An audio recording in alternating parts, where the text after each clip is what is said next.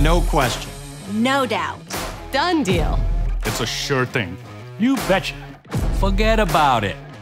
There is no question that technology is transforming our world. Our work, Play, transportation, Politics, education, medicine, And even relationships are embedded with tech. Silicon Valley is driving this revolution, and we're just getting started. The question isn't if technology will shape our future. but what kind of a future will it be? Will it be more inclusive, more equitable? More accessible and more sustainable? Will technology inspire, empower, and educate? it's up to all of us to build the future we hope for. future generations need more inspiration, more innovation. Bigger stories and better heroes. That is why we need the tech for global good. Anchored by year-round exhibits and educational programs, The Tech for Global Good will inspire all 500,000 people who pass through our doors. Especially young people, who are the majority of our visitors. We've built 5 exhibits that challenge students with real problems. We're bringing stories of game-changing innovators to the next generation. we're giving students the tools to become global problem solvers. We're investing in a future of technology for global good by betting big on our kids. That is why Accenture, Adobe, Delta Airlines, eBay, My wife, Charmaine, and I, NASDAQ, GoDaddy, EY. PayPal. Sutter Health, supports the tech for global good. There's no question that together we can build our best tomorrow. and there's no question we're going to celebrate tonight. Because I'm always the center of the party. let's bring it on, baby. Let's bring it on. Let's go. I got that. Rock and roll. You see this all the time, don't you? Okay. Oh, I like that. Put that in there. Forget about it. Okay. Good evening, everyone, and welcome to the launch of the Tech for Global Good. Every day at the Tech, I can't believe how lucky we are to be in this valley and how important our mission is for the young people who come here. Just as Silicon Valley is one of a kind, so is the Tech. We take on big risks without fear of failure because optimism is our birthright. At the Tech, we love to introduce young people to this culture so they can discover their own creative potential. When someone comes to the Tech, they might write their first line of code. They could experience virtual reality for the first time. They may tinker with DNA while conducting their first biotech experiment. We are in the future business. We believe the universe is abundant with answers to the problems we face, however big they seem to be. We believe that each person who comes to us was born to be a problem solver, an answer finder. And so we leap into our mission to engage and inspire everyone, especially young people, to rise up to the challenges the future poses. The Tech for Global Good program will help us do just that. It brings purpose-driven exhibits, programs, youth summits, conferences, and gatherings like this celebration to our institution so that we can inspire hundreds of thousands of people each year to have hope for a bright future. In a few minutes, you'll get to meet 5 innovators who are using technology in incredibly innovative ways to improve the world. Their stories are the bedrock of our new program and will be told year-round here at the Tech. But first, I'm honored to introduce you to the winner of this year's James C. Morgan Global Humanitarian Award, Khaled Hosseini. Khaled is the best-selling author of The Kite Runner, 1,000 Splendid Suns, and The Mountains Echoed. Khaled is also a refugee from war-torn Afghanistan and devotes enormous time, energy, and financial resources to help refugees live with dignity and hope. For that, we honor him tonight. Interviewing Khaled is Siobhan Kenny, Executive Director of the Applied Materials Foundation. Applied Materials presents the Global Humanitarian Award in honor of its former CEO, Jim Morgan. After Khaled's interview, you will hear from the 5 innovators we are honoring tonight through a short film that explores their technologies and impact. Thank you, everyone, for joining us in tonight's celebration and for supporting the Tech for Global Good. Khaled, first of all, congratulations on being recipient of the 2017 James C. Morgan Global Humanitarian Award. Oh, thank you. Thanks very much. Many of us know you as the author of award-winning books, including The Kite Runner. Some of us locally know you're a graduate of Independence High School in East San Jose, as well as Santa Clara University.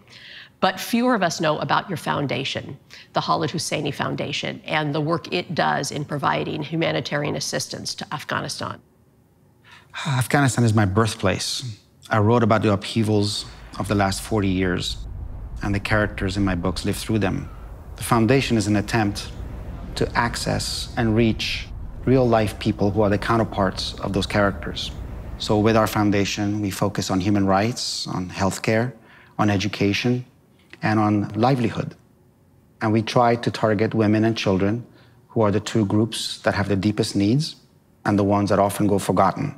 So this work seems to very much align with your work with the United Nations. You've worked with that refugee agency as a goodwill ambassador. What does that mean? What is your role and where has it taken you? I'm a former refugee myself. I came to the US as an asylum seeker. And so for me, the work that UNHCR, the UN refugee, does resonates personally. Today, there are over 65 million people in the world who are displaced. 22 million people are refugees. More than ever before, there's an urgent need for partnership, for solidarity, working together to bring about solutions to these crises for millions of fellow human beings whose lives have been disrupted through no fault of their own. So recently you were involved in a new film, a 360-degree film called The Sea Prayer. I wrote the story in memory of Alan Kurdi, the 3-year-old Syrian boy who drowned in the Mediterranean and whose body washed up on a Turkish beach in September of 2015. And also in the memory of the more than 8,500 people who've lost their lives at sea since Alan's drowning.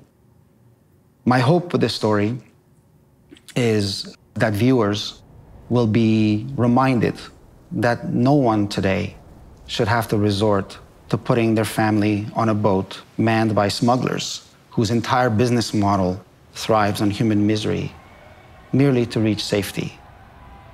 So how else do you think technology could be used to make this a better world, especially in the area of refugees and resettlement? There are databases that have been created to allow refugees to reconnect with missing family members. Drones that fly over the Mediterranean and scour for refugees who are in distress. Apps that allow and help refugees to navigate through the whole bureaucracy of asylum registration and allow them and help them to access basic services. I think a common trend is to either vilify or exalt technology, as it's either our salvation or our undoing, depending on whom you listen to, especially here in the Bay Area. The reality is it's neither good nor nefarious. It's an enormous tool. It's a power. So what is your hope for the students and the families who will experience the Tech for Global Good programming during this next year? Look, I'm a father of 2 teenagers, and my kids practically grew up in the Tech Museum. I remember taking them when they were children. So they are part of this generation that has a deep and intimate relationship with technology. And my hope is that kids, like my own children, will use technology and modern innovation as a way of advancing the world and as a way of bringing about positive change in the world and making it a better place for all of us. Well, thank you, Khaled. And on behalf of the Tech Museum and Applied Materials, thank you for your ongoing commitment to refugees, and thank you for using technology for good. Well, thank you. I'm truly honored. Thank you. The Gordon and Betty Moore Foundation is honored to support the Tech for Global Good program. Thanks to the generosity of our founders, Gordon and Betty Moore, we have the privilege of working to create positive outcomes for future generations, a goal whose essence we recognize in the Tech for Global Good. It is our hope that the hundreds of thousands of people who visit the Tech each year will draw inspiration and a sense of awe from the Tech for Global Good's programs and exhibits. The result will be a far brighter future for the planet and for all of us who share it. Now, let's meet tonight's laureates.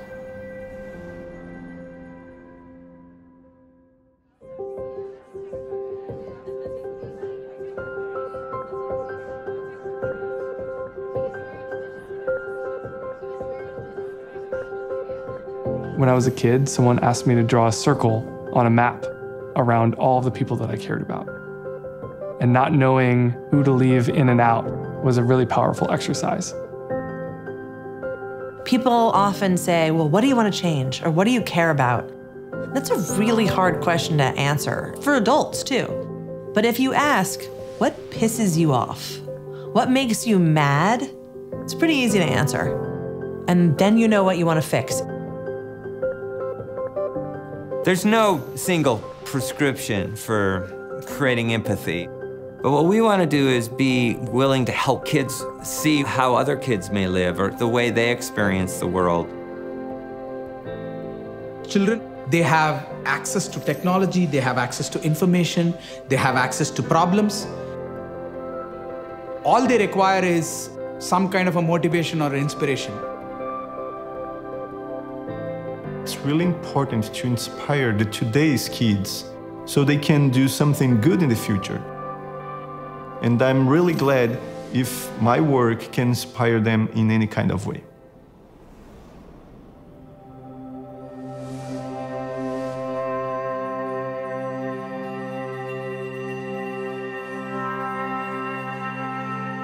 There is a looming mental health crisis in the United States, especially among young people. A recent study found that the percentage of children and teens hospitalized for suicidal thoughts or self-harm has more than doubled over the past decade. Cyberbullying, family issues, substance abuse, and mental illness leave millions of kids in despair. Crisis Text Line is a nonprofit organization for anyone in pain to anonymously text with a trained counselor 24 hours a day, 7 days a week. Founder Nancy Lublin was compelled to start the organization when she received a text message she'll never forget. I was the CEO of DoSomething.org, an organization for young people and social change. It's all volunteering and campaigns and things you can get involved with. And they text those ideas to members. But every week, a couple dozen people text back with things having nothing to do with Do Something campaigns, but about personal things like being bullied, drug addiction, violence at home. And we would send them, here's a hotline number, or talk to your mom or your principal. And then we got a message that was horrific and on another scale. It literally said, he won't stop raping me. It's my dad. He told me not to tell anyone. And then the letters, are you there? We sent her the phone number for a great organization and never heard back from her again. I don't know if her father saw that message or if it was a burner phone or if she's dead or alive. And that was haunting. And I had the idea for Crisis Text Line. People text us like they're texting a friend or family. They text the number 741-741. The first thing you get is an automatic response that says, thanks for texting in. What's going on with you? And then what happens on our side is it gets parts to the next available crisis counselor. These are people who are volunteers, have gone through a background check and a 34-hour online training. And they're here to help you go from hot to cool and make you feel strong. When I first had the idea for Crisis Text Line, most people were pretty skeptical. They were like, are people really gonna share personal things by text? I mean, you'll start with text and level up to phone or video, right? It turns out that text is actually a fantastic way to intervene in a crisis or in any kind of a personal situation. It's very private, no one overhears you, so we get people in the moment. Instead of waiting till there's a quiet moment later and no one's around or sneaking off to the bathroom, we get people texting us from the back of biology class as they're having a panic attack over the exam in front of them. We get people in the middle of a violent situation texting us. This is the largest mental health data set that's ever been collected, stored, and analyzed, and it grows every day in real time. We've been able to discover words that are more effective than others, like smart, proud, and brave are the best words you could say to someone who's in pain. We've been able to discover what things really are high risk. The unhappy face crying emoji, 4 times more likely for us to call 911. And the words ibuprofen, aspirin, Tylenol, Advil, all of those things are 16 times more likely for us to call 911. We're going to do about 1 million conversations this year, and I think of that as tiny. 911 does something like 300 million calls a year, and we should be like the 911 for mental health. So strap in. We're just taking off.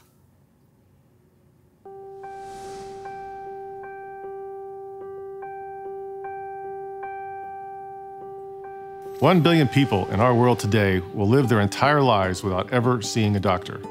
In some countries, 1 out of 10 children will not live to the age of 5. 300,000 women will die in childbirth this year alone. Yet a global movement of community health workers is arising to meet this need. A community health worker is someone who lives in your village or neighborhood, has basic health training, and works with a hospital or medical center to check up on you and your family. When Josh Nesbitt was a sophomore in college, he spent a summer volunteering overseas. His experiences changed the trajectory of his life and helped transform the lives of tens of millions of people without healthcare. When I was 19, I was an undergraduate at Stanford, and I was sure that I wanted to be a doctor. I was volunteering at a hospital in Malawi, and at that hospital, there was a single doctor providing care for 250,000 people. I met a community health volunteer named Dixon. He was walking 30 miles to the hospital to provide updates about what was happening in his village, and then walking back home. And he was doing that every week. I went out to have dinner with him one day in his remote village. I looked down at my cell phone, and I had 6 bars of coverage, better cell phone reception than I had in Palo Alto. I realized in that moment that if we could figure out a way to connect Dixon and other community health workers like him using cell phones to the hospital, he could save time and the hospital would know what was happening in these villages. I am not a software engineer, but back at Stanford, I met a developer who was building the exact software that we needed to connect this hospital to the health workers. I emailed 200 cell phone companies, and 1 replied and provided 100 phones as a donation. I put those phones into a backpack after engraving ID numbers using my grandfather's engraver, flew back to Malawi, and we trained those community health workers to do basic text messaging to bridge the gap between these villages and the hospital. 6 months later, we went back to see what had happened with that communication system. They had doubled the number of patients they could treat for tuberculosis. They were coordinating care in totally different ways. Since then, we've built the open source software toolkit that we've reused in over 100 health systems across 23 countries, now supporting 16,000 community health workers, providing care for 10 million people around the world. In Guatemala, we're supporting these health workers as they're doing nutrition monitoring for children. The app is guiding community health workers to create profiles for every child, and then giving them automated scores about how each child is doing to make sure that the right children at the right time get the extra help that they need. Estoy muy agradecido con el uso de la tecnología para poder trabajar mejor con los niños. Estoy muy emocionado con el servicio que nos da el tablet porque nos ayuda bastante a hacer el trabajo corto y rápido. If I look out in the next 5 years, the software will help those health workers deliver care for more than 100 million people. The year after that, another 100 million. So we are really scaling up because there are health workers who are out there on their own doing the best that they can to provide care, and we need to get these tools into their hands.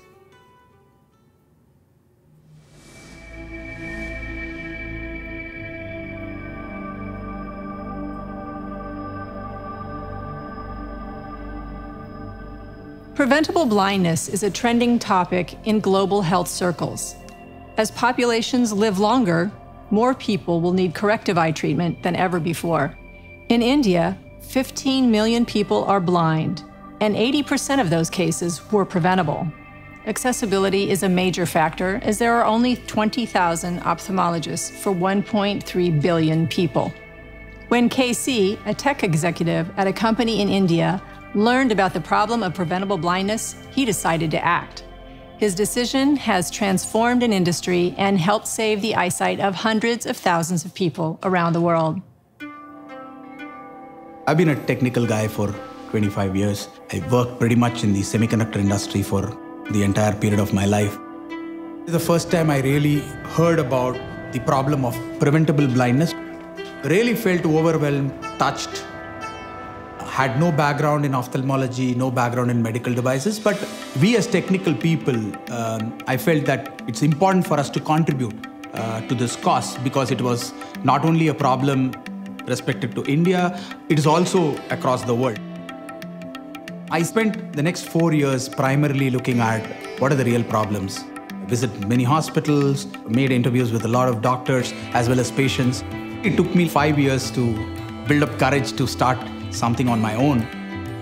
We called our company For Us. It is for our community, but the joke was that it was also 4 of us at the initial stage. Our product is called the Trinetra. This device will take the image of the eye, both the front of the eye and back of the eye, and it will do refraction. It can be operated by somebody who's from the community, so you don't have to find specialized technicians. These images can be transmitted over the cloud to an ophthalmologist who could be in a city, and the ophthalmologist reads these images, diagnoses them, and sends his report back.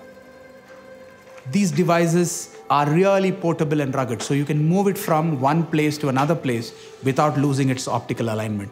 People take it on motorcycles, people take it on buses. They use it in multiple ways. All the patient has to do is come there, spend like 5 minutes, take an image, and then within, let's say, a couple of hours, he can get a report whether his eye was okay or not. As we speak today, we have close to about 1,500 installations across 26 countries. Our estimate is we have touched lives of about 2 million people. ನನಗೆ ಊಟ ತಿನ್ನೋಕ್ಕೂ ಚೆನ್ನಾಗಿತ್ತು. 2 ಕಣ್ಣು ಕಾಣ್ತಾ ಇರಲಿಲ್ಲ. ಸರ್ಜನಿಂಗ್ ಆದಮೇಲೆ ನಾನು ಚೆನ್ನಾಗಿ ಊಟ ತಿಂತಿದ್ದೀನಿ. ನಾನು ಚೆನ್ನಾಗಿದ್ದೀನಿ. 4 ಡೇಸಿಂದ ನನ್ನ ದೃಷ್ಟಿ ವಾಪಸ್ಸು ಬಂದಿದೆ. It's important that the people in bottom of the pyramid aspire to have the same amount of care like the top of the pyramid. Whether it is the big hospitals in Mexico or the US using our product, or the remotest of locations in the Amazon, we have not diluted the product or the product quality based on where it is used. So a person in Amazon gets the same imaging equipment as the person in New York. So that gives us phenomenal amount of happiness.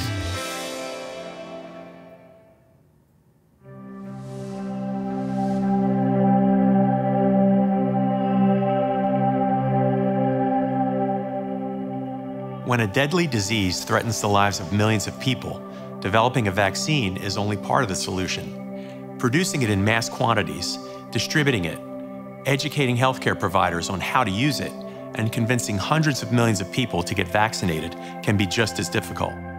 PATH is a nonprofit organization dedicated to solving the biggest problems in global health for the most vulnerable people on the planet.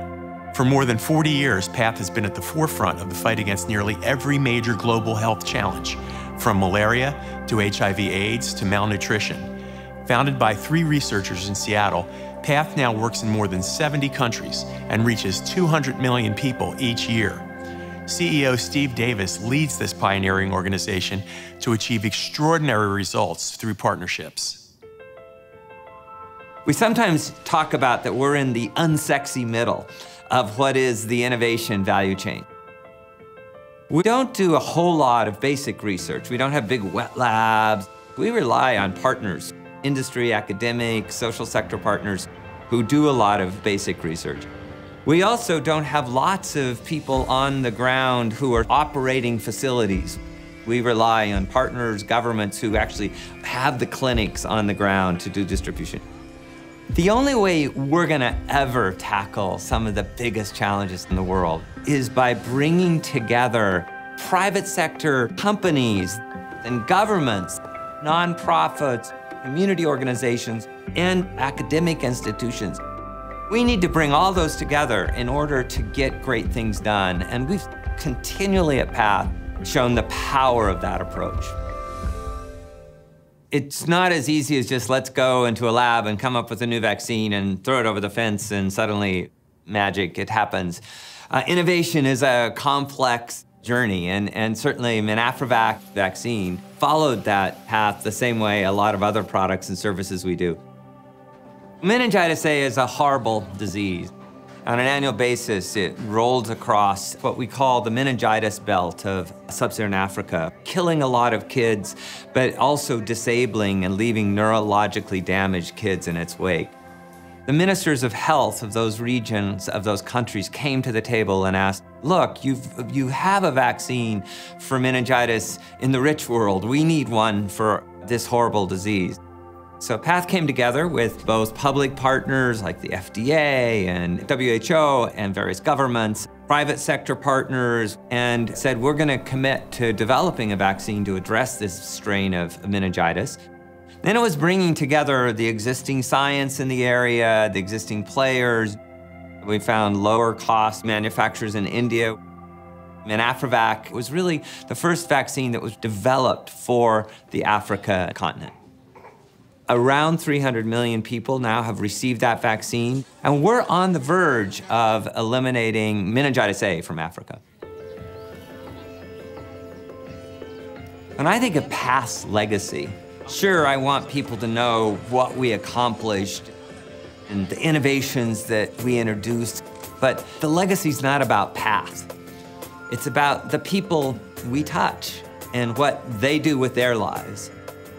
It's those 150, 200 million people a year who's not sick or didn't die and now can go contribute to their family or their community and go to school or go change the world themselves. That's the legacy that we care about.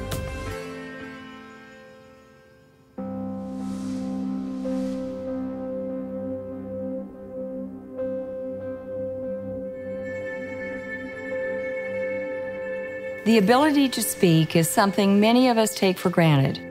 But imagine not being able to speak at all. That is the reality for hundreds of millions of people around the world living with disabilities. Alternative communication technologies do exist, but these are only accessible in wealthy nations, relegating the vast majority of people with disabilities to an existence of social exclusion. If someone you loved was unable to speak, how far would you go to help them communicate? For Carlos Pereira, a computer scientist from Brazil, that hypothetical question became a personal one on the day his daughter was born. I'm a father of a little girl. Her name is Clara. She has cerebral palsy due to a medical mistake during my wife's labor. She can't walk and she can't speak. From the moment I found out about my daughter's condition, empowering people with disabilities became a passion for me. The reason why I created Livox was because there was nothing in Brazil for that. So I had to create something so my daughter could communicate.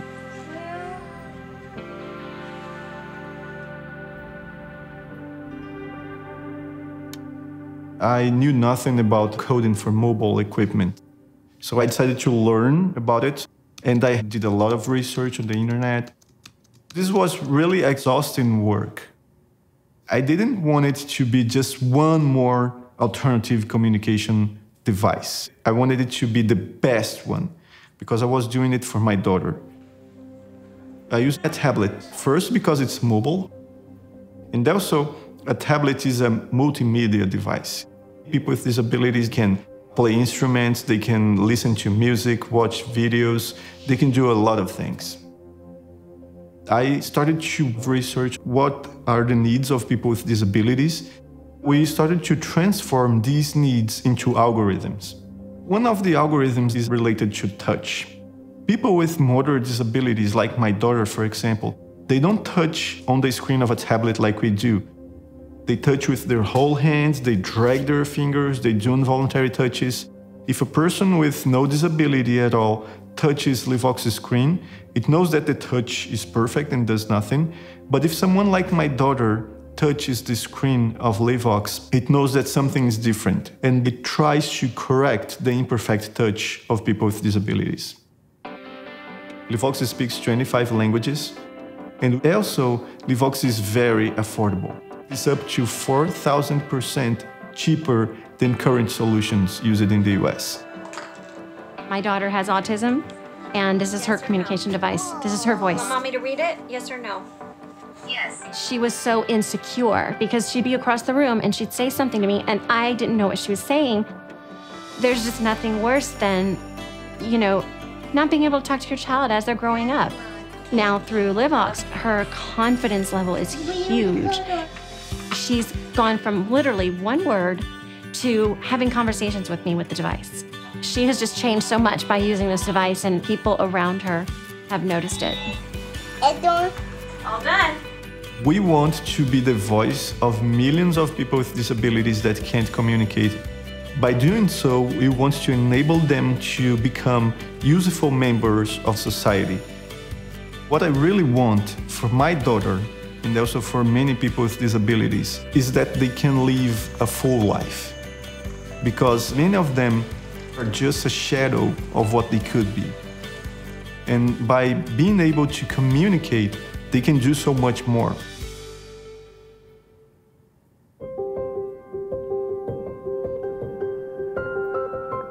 Every day, the headlines talk about the challenges the world faces. But we also have to remind ourselves that the world is making enormous progress.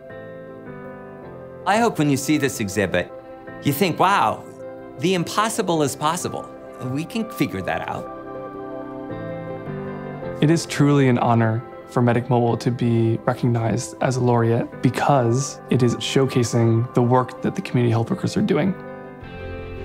It's really exciting to be a Tech for Global Good laureate. I have a 12-year-old and a 10-year-old, and it's fun to go through a museum like this with my kids and see it through their eyes. The name already says it. This is technology being used for global good. I'm really excited and thankful to be part now of this family. The fact that we've been recognized by Tech for Global Good, it's going to make a huge difference to me and my colleagues. I hope people get inspired by what we have done and have far more significant impact than what we have had and can make difference to billions of people globally.